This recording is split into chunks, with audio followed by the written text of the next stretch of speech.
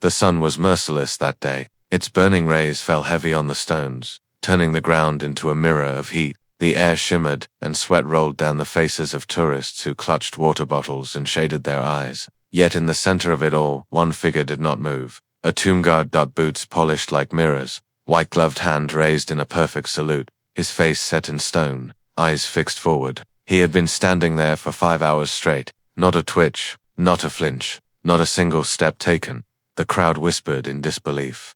"No one can last this long," one man murmured. "He's going to collapse," another said, shaking his head. A little boy tugged his mother's sleeve, whispering, "Mom, why doesn't he stop?" The answer came in silence, because to the guard this was not a performance, this was duty. But then, a sound broke the stillness. At first faint, like distant thunder, then louder, closer, the low, snarling roar of motorcycles. Heads turned, eyes squinted at the horizon, and soon, the source appeared, a gang of bikers, their engines revving as they sped toward the sacred grounds, black jackets glinting with patches, their laughter carried on the wind. The respectful hush of the crowd began to fracture. Parents pulled children closer, veterans crossed their arms, frowning. The growl of the engines felt almost like an invasion, a storm breaking into a cathedral. One tourist muttered, "They wouldn't dare." But they did. The bikers slowed as they reached the edge of the grounds. Their engines rattled and echoed against the marble,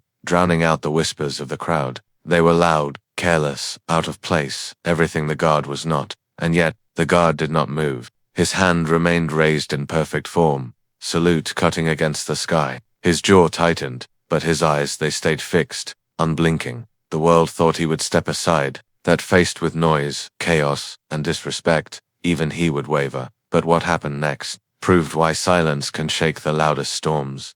Because these bikers weren't here to pass by. They weren't here to admire. They were here to test him, and the test had just begun. The crowd saw only a soldier in uniform, standing in the punishing heat. But behind that salute was a story most would never know. His name was Michael Carter, 34 years old, veteran, brother, son, a man who had already given pieces of his soul to wars far away. Michael hadn't always dreamed of being a tomb guard as a boy. He grew up in a small town where flags hung on porches, and military service was more than tradition, it was almost destiny. His father had served, his grandfather, too, but it was his younger brother Daniel who had pushed him hardest. Daniel was the wild one, the fearless one, the one who signed up first. Michael followed, not because he had to, but because he couldn't let his brother march into danger alone. In the desert heat of a foreign land, the two brothers fought side by side, until the day came when Michael returned, and Daniel did not.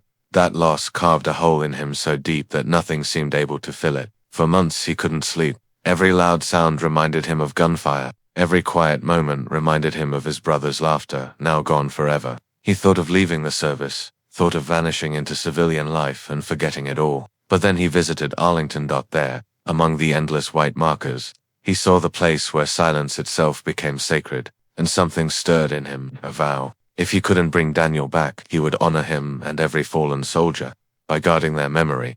That's how Michael Carter became a tomb guard. The training was relentless. Hours spent marching in perfect rhythm, learning every regulation, every ritual, every tradition that stretched back decades. Guards were forbidden from breaking character.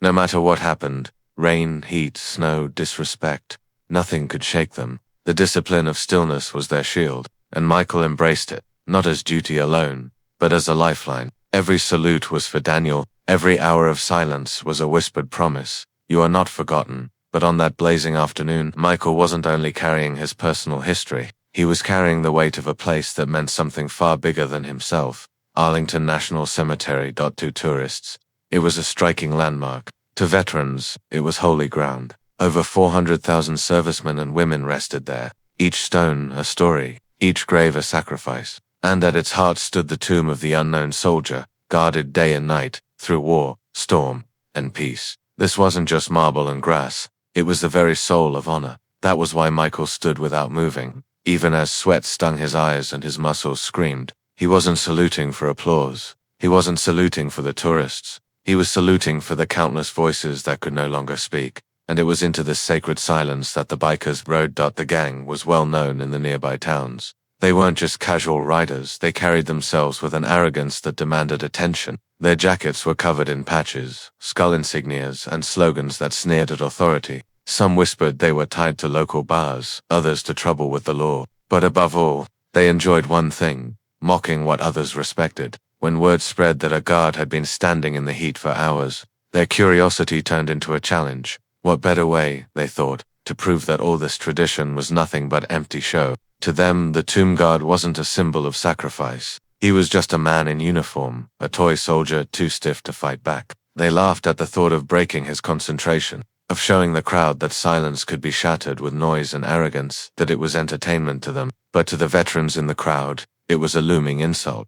On the steps near the guard, a group of elderly men stood quietly, hats in hand, each embroidered with the name of wars long past: Korea, Vietnam, Iraq. They watched with narrowed eyes as the motorcycles grew louder. These men knew what it meant to serve, to bury friends, to carry loss home like an invisible scar.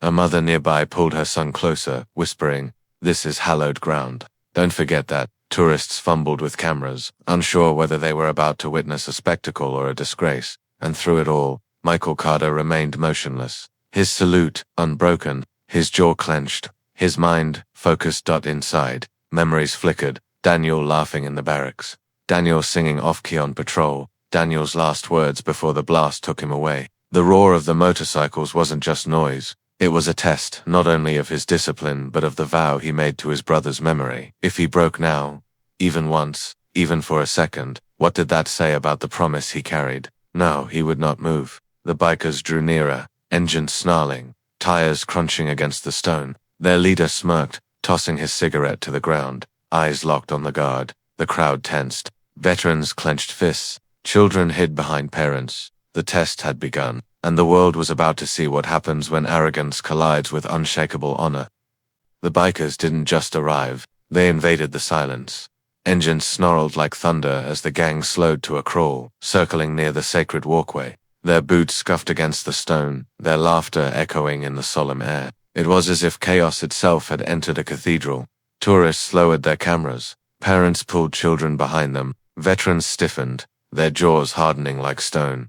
But the tomb guard, Michael Carter, remained immovable, white-gloved hand raised in salute, eyes fixed, posture flawless. He had been trained for this. He had lived for this. Yet the bikers weren't there to admire him. They were there to break him. The first jeer cut through the quiet. "Hey, soldier boy, how long are you gonna play statue, huh?" One biker revved his engine deliberately, the exhaust roaring like a challenge. Another spat onto the ground, inches from the guard's boots. The crowd gasped.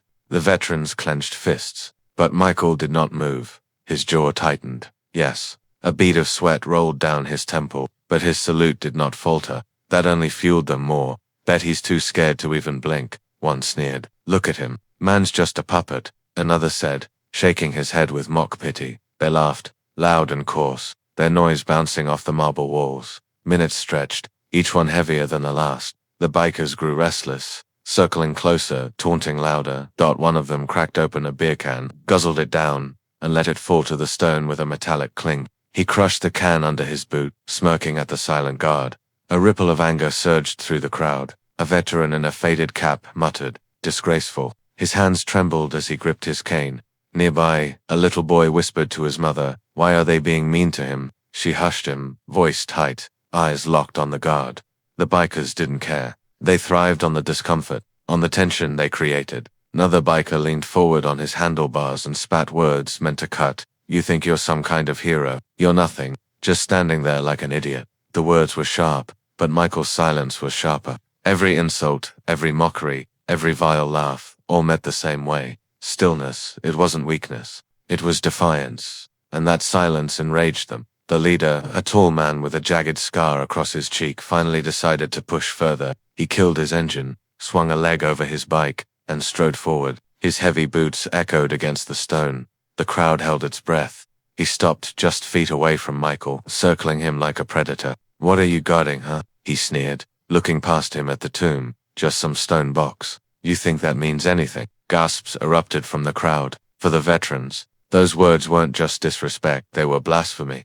One older man stepped forward, fury in his eyes. But his wife grabbed his arm, whispering, "No, don't." The guard remained still, unbroken, saluting. The biker leaned in, his breath hot, his words venomous. Bet your brother's in one of these graves. Bet he's rotting under your feet right now. The crowd erupted with shouts too far. Disgusting. Get him out of here. But Michael didn't move. His jaw trembled for the briefest moment, a flash of grief flickering in his eyes. But he didn't lower his hand. He didn't break formation. The leader smirked, satisfied. See, nothing but a mannequin. The bikers grew bolder. One circled behind the guard, revving his engine dangerously close. Another tossed a crumpled wrapper at his feet. Each act was meant to humiliate. Each act was meant to provoke, but the silence remained their enemy, and the crowd began to notice, at first whispers, then murmurs, then something stronger. A veteran muttered, "Look at him, still standing, still saluting." A woman whispered, "He's not moving, not even for them." Slowly, respect spread through the onlookers. The bikers were loud, yes, but the guard's stillness spoke louder. Minutes dragged on. The sun burned higher. Sweat drenched Michael's uniform, but his posture remained perfect. The bikers were losing patience. Their insults had no effect, their noise meaningless. The leader snarled, finally raising his voice. "Hey, soldier boy, you think you're better than us? You think standing there makes you strong? Still nothing." The leader's smirk twisted into a scowl. "Fine, let's see if you can stand when I make you move." He reached forward, inches from the guard's shoulder. The crowd gasped again, some shouting for him to stop. Parents shielded their children's eyes. Veterans muttered prayers under their breath. The biker's hand hovered, trembling with the anticipation of contact, and Michael remained stone, but beneath that stoic mask, his heart pounded, not with fear but with memory. Daniel's laughter, Daniel's bravery, Daniel's sacrifice. Michael had made a vow, never flinch, never falter, never forget. No biker's shove, no insult, no storm of disrespect would break it. His silence wasn't weakness. It was strength. It was honor. It was his brother's memory carved into stillness. The leader's hand dropped to his side for now, but the damage was done. The line had been crossed. The tension had reached its peak. The crowd was silent, waiting. The veteran's eyes burned. Children clung to parents. The world held its breath. The next move would decide everything. The sun hung high, relentless, but Michael Carter remained motionless. 5 hours of heat, insult, and provocation had tested him beyond any human measure. Yet he stood like a monument, unwavering, unyielding, silent. The bikers circled closer, their revving engines punctuating the tension. Laughter, taunts, and coarse words filled the air. And then, the leader, the one with the jagged scar across his cheek, finally crossed the line. He stepped forward, boots thudding against a stone. His hand shot out and shoved Michael's shoulder, just enough to disturb the uniform, just enough to test the man beneath a salute. The crowd gasped in unison. A hush fell like a curtain. Children clutched their mothers. Tourists froze, cameras trembling in their hands. Veterans' jaws clenched so tightly it seemed the stone of Arlington had transferred into their bodies for a heartbeat. Michael wavered, not in respect, not in fear, but in a flash of memory, the heat of combat, the cries of fallen comrades, the absence of his brother Daniel. The shove was more than physical. It was a symbolic assault on every vow he had ever made. And then, he moved, but not the way anyone expected. Slowly, deliberately, every motion measured. He turned his head toward the biker, his eyes locked onto the leader, icy and unflinching, a storm contained in human form. The crowd felt the shift immediately. Even the bikers sensed it, the weight of history, discipline, and honor pressing down like an invisible hand. Michael's voice, calm and low, cut through the tension. "Step back." The words were not a plea, not a warning, not a challenge. They were command, the kind that carried the weight of decades of training and the silent authority of sacrifice. That the biker froze, his smirk faltered, laughter died in his throat. The air seemed to vibrate with the power of pure discipline. Every spectator felt it, even the children, even the tourists. Silence had transformed from absence of sound into something alive, potent, and terrifyingly beautiful. The leader stepped back, scowling, but his defiance wavered. Other bikers glanced at each other nervously. For the first time, the imbalance was clear. The guard was not just a man. He was a symbol, a living testament to endurance, loyalty, and the sacred duty that few understood but all could respect. The crowd, previously on edge, began to breathe again. A subtle murmur spread. "Did you hear that? He told him to step back, and he obeyed." Michael's hand remained raised in perfect salute. His posture did not shift. The shove had not shaken him. It had only solidified the authority emanating from his stillness. The leader's face turned red, a mixture of rage, shame, and confusion. He opened his mouth to retort, but the weight of the crowd, the veteran stares, and the unwavering discipline of the guard silenced him instantly. Even the smallest gestures were magnified. A veteran whispered under his breath, "That's more power than 1,000 guns." A child whispered, "He's like a superhero." The guard's eyes flickered briefly to the tomb behind him. Each grave, each marker, reminded him of his vow. His brother, his fellow soldiers, the unknown heroes who were given everything. The biker's shove was insignificant compared to the sacrifices etched into that hallowed ground, and Michael's response embodied that truth. Silence could overpower noise, discipline could crush arrogance, and honor could humiliate the unworthy without a single blow. Realizing the weight of the moment, stepped back further, retreating from the aura that surrounded Michael Carter. His gang, sensing the shift, followed reluctantly, engines idling nervously. They had intended to break him. Instead, they were broken themselves, not physically, but in spirit and resolve. The crowd's awe was palpable. Cameras clicked, phones recorded. Witnesses would later describe it as the silence that spoke louder than chaos.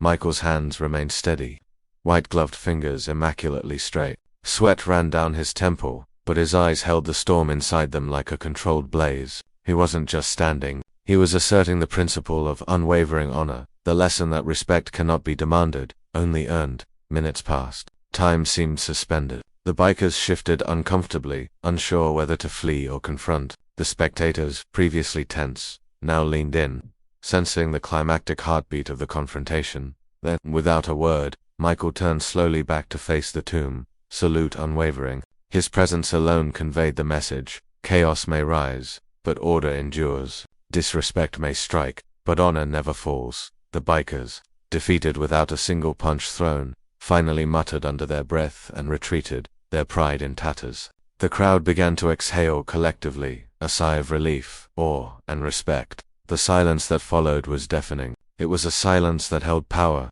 meaning, and reverence. The guard had not acted out of anger, but out of discipline and devotion. And in that silence, the world understood something profound. Some battles are won without violence. Some victories are claimed with nothing but stillness, courage, an unshakable principle. A veteran stepped forward, eyes glistening, and whispered to his companion, "I've never seen anything like it." A child tugged at his mother's sleeve. "Mum, he's a hero, isn't he?" Michael Carter, sweat-drenched but resolute, didn't turn. He didn't smile. He simply remained at attention, hand raised, eyes forward, honoring not himself but the sacred duty that had brought him here. And in that moment, Arlington was more than a cemetery. It was a testament. It was alive with respect, honor, and the quiet power of a single man who refused to break. The bikers were gone. The crowd was silent, and Michael Carter still saluted. The silence hung thick in the air, heavier than the blazing sun above. For 5 hours, Michael Carter had stood, unwavering, enduring heat, insult, and now, the brazen physical challenge of the biker leader. And yet, the confrontation was not over. The bikers, humiliated without even a scratch, muttered under their breath, eyes darting nervously at the growing crowd. Some looked to leave, others considered one last act of defiance, but fate, it seemed, had other plans. From the edge of the walkway, a team of security and Arlington police officers had arrived. They had been monitoring the commotion, cameras in hand, ready to intervene. Now, seeing the bikers' audacity and the immovable guard, they stepped forward. "Sir, you need to step back," one officer called, voice firm. "This is restricted ground." The leader laughed nervously, trying to mask the panic in his eyes. "Restricted? We were just admiring," he muttered, though no one believed him. The officers moved in, separating the gang from the tomb. One biker resisted, shoving lightly at a uniformed officer, but the crowd's collective gasp was immediate. Veterans stepped forward instinctively, their presence commanding attention. Within moments, the group was contained, their authority evaporated by discipline, law, and respect. Meanwhile, Michael Carter remained at attention, his white-gloved hand still raised in perfect salute. He did not turn, he did not speak. He resumed the quiet ritual that had defined his duty from the very first hour of the morning.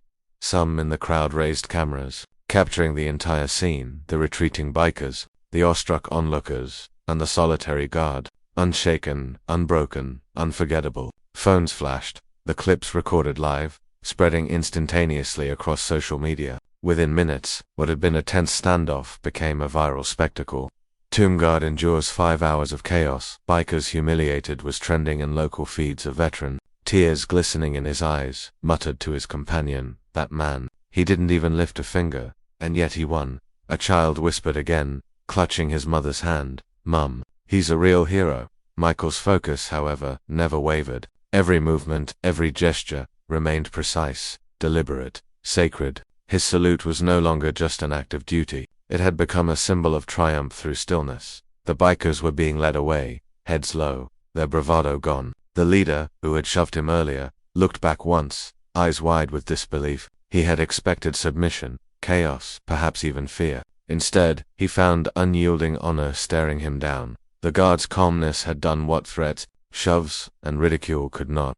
It had exposed their weakness, humiliated them publicly, and restored dignity to a sacred space. Around him, the crowd began to clap softly, then more confidently. Veterans nodded in solemn approval. Children smiled shyly. Even tourists whispered among themselves, awestruck by what they had witnessed. Michael finally lowered his gaze, glancing at the tomb of the unknown soldier. His hand remained raised a moment longer, a tribute not only to his fallen brother Daniel, but to all who had sacrificed, unseen and unheard. The viral footage captured more than a confrontation. It captured a lesson in courage, discipline, and the power of silent resolve. Across social media, comments poured in. "I've never seen such honor. This is how heroes really behave." Silence can speak louder than violence. The moment was no longer just Michael Carter's story. It was a global testament to unwavering dedication and respect. Even as the bikers were escorted away, whispers of shame and disbelief followed them. They had come expecting chaos, but they left defeated by a single man's integrity. And Michael, he resumed his post seamlessly, as if nothing had happened. No celebration, no smirk, no recognition needed. The salute was its own reward, a quiet statement louder than any roar. Later, when the crowd began to disperse, veterans approached him quietly, saluting in return. A child whispered once more, barely audible, "Thank you, sir." Michael nodded subtly, eyes forward, honoring both duty and the silent weight of the moment. The day would be remembered not for the bikers' defiance, but for the unshakable presence of a man who refused to bend. A man who let stillness speak where words could not dot. It was a climax not of violence, but of virtue, not of noise, but of silence. A battle fought without aggression, yet won resoundingly, morally, and publicly. The guard stood, the bikers were gone, and the world, watching in awe, realized discipline and honor can overcome even the loudest storms. The sun had begun its slow descent, casting long shadows across the Arlington grounds. The crowd had dispersed, leaving only a few veterans lingering, heads bowed, hats in hand. The bikers were gone, escorted away. Their humiliation carried with them like a silent burden, and yet, Michael Carter remained, his hands still raised in salute, eyes fixed forward, posture perfect. But now, the moment had shifted. It was no longer about proving a point to outsiders. It was about honoring the memory of those who could not stand for themselves. Minutes passed. The wind whispered through the cemetery, stirring the flags that marked the resting places of countless soldiers. Michael's gaze fell on the tomb of the unknown soldier. A bead of sweat traced the line of his cheek, his uniform damp, his body aching. Every muscle screamed for relief, every fiber of his being longed for rest, and yet, he did not move. Not yet. From behind, the measured sound of footsteps approached. Michael turned slightly, eyes forward, acknowledging with a subtle tilt of the head. A figure in crisp uniform stopped before him, Colonel James Whitaker, his expression solemn yet filled with respect. Without a word, the colonel saluted. Michael returned the salute, his hand steady, despite fatigue. It was a silent exchange, a recognition of dedication, of unwavering discipline, of honor lived through action and stillness alike. "Outstanding," the colonel finally said, voice low but firm. "You've set a standard today that will be remembered, not just here, but far beyond these grounds." Michael nodded, but did not speak. Words were unnecessary. His actions had already said everything. Alone now, after the colonel departed, Michael lowered his hand, finally allowing his posture to relax. He reached into his pocket and pulled out a dog tag, worn and scratched, a relic of his brother Daniel. He held it gently, closing his eyes. "Today was for you, Daniel," he whispered under his breath. "Every hour, every insult, every shove, it was all for you." He placed the dog tag carefully into the folds of his uniform, a private ceremony of remembrance. Around him, the cemetery remained silent but alive, the wind rustling through the trees, the distant echo of footsteps, the faint hum of life continuing around a place dedicated to those who had given everything. A child's voice broke the quiet. "He's a hero." "Mum," the mother smiled, tears glinting in her eyes. Michael caught the whisper but did not turn. The words, though soft, carried the weight of truth. Heroism does not always roar. Sometimes it stands, unwavering, in silence. He walked slowly to a shaded bench nearby, seating himself briefly. In his pocket, a folded note, a personal message from a fellow soldier, reminded him of the importance of legacy, of memory, of courage passed silently from one generation to the next. In that moment, Michael reflected not only on the confrontation with the bikers, but on everything that had led him here: his brother, the soldiers he had served with, the discipline that shaped him, the sacred ground he now guarded. All of it converged into one simple truth: honor is not performed for recognition. It is lived quietly, consistently, without expectation of reward. As the shadows lengthened, he rose again, crisp, deliberate, and returned to his post. The world had witnessed his resolve, the bikers had been exposed, and yet, his victory was private, sacred, and eternal, and in that stillness, he felt a profound connection to his brother, to the fallen, and to the living who now understood. In a fleeting moment, the power of unwavering honor. Michael Carter remained at attention. The world moved around him, chaos came and went, but he endured a silent guardian of legacy, courage, and respect. Silence can be louder than chaos. Discipline can triumph where brute force fails. And honor does not need recognition to exist. Michael Carter's stand at Arlington was more than a single act. It was a test of humanity, courage, and respect. In a world that often celebrates noise, chaos, and confrontation, he showed that true strength lies in restraint, in unwavering dedication, and in the courage to remain still when everything around you moves to disrupt you.